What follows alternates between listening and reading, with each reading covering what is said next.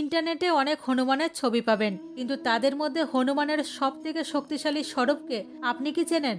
আসুন ওনার ফটোর একটা ছোট্ট ভ্রমণে নিয়ে যাই, যেখানে অনেক ক্লাইম্যাক্স দেখতে পাবেন। যখন হনুমানজি ছোট্ট ছিলেন তখন ওনার শক্তির অনুভব ছিল। এরপর একটা সময় ওনার শক্তিকে ছিনিয়ে নেওয়া হয়। এরপর যখনই উনি ধীরে ধীরে বড় হন তখন ভগবান রামের সাথে দেখা হয়। এই সময় এনাকে ভক্ত হনুমান বলা হয়। এরপর যখন উনি ভক্তিতে লীন হতে শুরু করেন তখন ওনার শক্তির অনুভব করতে শুরু করেন।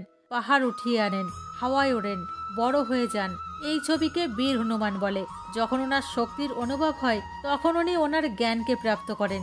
এই ছবিটিও আপনারা দেখে থাকবেন, যেখানে শাস্ত্র রেখে পড়ছেন, ভোজন কীর্তন করছেন, মালা জপছেন।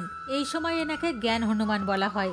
আর যখন উনি ওনার জ্ঞানের সম্পর্কে জানতে পারেন তখন তিনি ওনার মধ্যের সঙ্গীতের সাথে পরিচিত হন। তখন উনি বীণা বাজান, আর এই ছবিকে এনাকে বীণা হনুমান বলা হয়।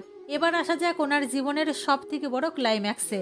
ভগবান রাম আর লক্ষণকে মহিরাবণ পাতাল লোকে নিয়ে যায়, আর ওনাদের বাঁচানোর জন্য হনুমানজি তার সমস্ত শক্তিকে চিনে ফেলেন, আর পঞ্চমুখী হনুমান সব থেকে শক্তিশালী রূপে ধারণ করেন। এখন এই কাহিনী ইতিহাসের পাতায় এইভাবে ডুবে গেছে, যাকে আমরা জানতেই পারিনি যে কিভাবে তিনি তার অচেতন মনে প্রবেশ করে তার জ্ঞানের সাথে পরিচিত হয়েছিলেন। এটি একটি আধ্যাত্মিক প্রক্রিয়া, একে জানা প্রত্যেকের অতি আবশ্যক। জয় হনুমান, জয় শ্রীরাম।